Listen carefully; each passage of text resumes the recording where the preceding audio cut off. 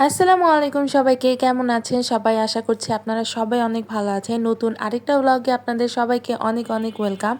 আব্বু দেখি সকালবেলা এরকম হাট থেকে মুরগি নিয়ে আসছে 2টা, এটাকে বাইরে রাখছে। আর আজকের আবহাওয়াটা অনেক সুন্দর ছিল, অনেক রোদ উঠছিল, বাট ওইরকম গরম ছিল না।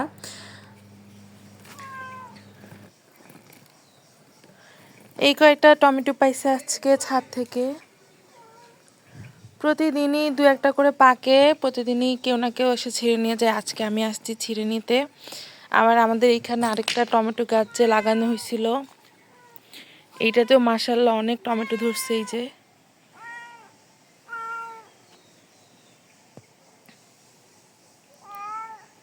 এটাও পাকবে আরো কিছুদিন পর। তো আজকে আমি বানাবো সুজির রস বড়া। তার জন্য আমি সব পরিমাণ একসাথে করে নিয়েছি। 2টা ডিম নিয়েছি, সুজি নিয়েছি, এলাচ গুঁড়া নিয়েছি। যেহেতু আমরা মানুষ কম, এই জন্য আমি সব কিছু কম কম পরিমাণ করেই বানিয়েছি। তারপর অনেকগুলো হয়ে গিয়েছে। এখানে আমি ডিম নিয়েছি 2টা, তার মধ্যে পরিমাণ মতো লবণ দিলাম, এলাচের গুঁড়া দিলাম সামান্য পরিমাণ, দিয়ে ভালোভাবে ফেটিয়ে নিতে হবে।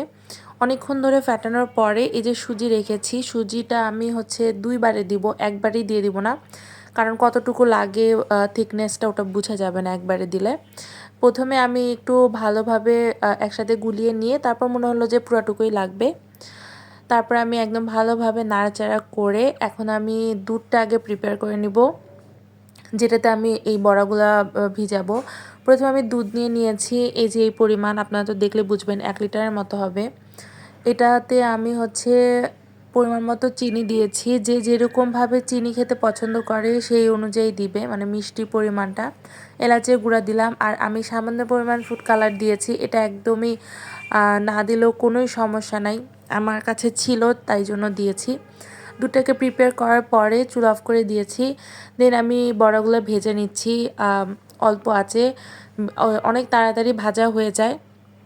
দুধটা গরম থাকতে থাকতেই আমি হচ্ছে বড়াগুলা দুধের মধ্যে দিয়ে দিব, কারণ গরম তেলে দিলেই একদম ভেজে উঠবে, মানে ভিজে উঠবে আর কি, তাড়াতাড়ি ভিজে যাবে। এই যে আমি হচ্ছে এখন বড়াগুলো দিয়ে দিচ্ছি, আর চামচ দিয়ে বড়াগুলোকে একটু ডুবিয়ে ডুবিয়ে দিতে হবে, যাতে সম্পূর্ণ পাশে একদম দুধটা বড়ার সাথে থাকে, ভিজে যায় সাথে সাথে। তো কিছুক্ষণ আমি একদম ঢেকে দিব। এদিকে আজকে আমি হচ্ছে ডিম চপ করছিলাম। আপনাদের সাথে তো এর আগের দিন আলুর চপ করেছিলাম। আলুর চপে যে যা যা লাগে ডিম চপেও তাই লাগে, জাস্ট এক্সট্রা ডিমটা দিই।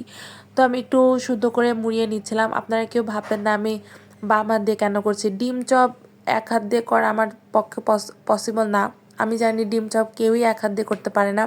অবশ্যই হাতটা আমি ভালোভাবে ধুয়ে পরিষ্কার করেই করেছি। তো এখানে আমি সবগুলো ডিম চপ করে নিব। তারপরে বলছি আলু চপে আমি হচ্ছে আলু তো দিয়েছি, পেঁয়াজ বেরেস্তা করে দিয়েছি, কাঁচামরিচ দিয়েছি, শুকনো মরিচও দিয়েছি, জিরা গুঁড়া দিয়েছি, গরম মশলা দিয়েছি, গোলমরিচের গুঁড়া দিয়েছি, পরিমাণ মতো লবণ দিয়েছি, দ্যাটস ইট। আর তেমন কিছুই আমি ব্যবহার করিনি, ফ্লেভারটা অনেক ভালো হয়।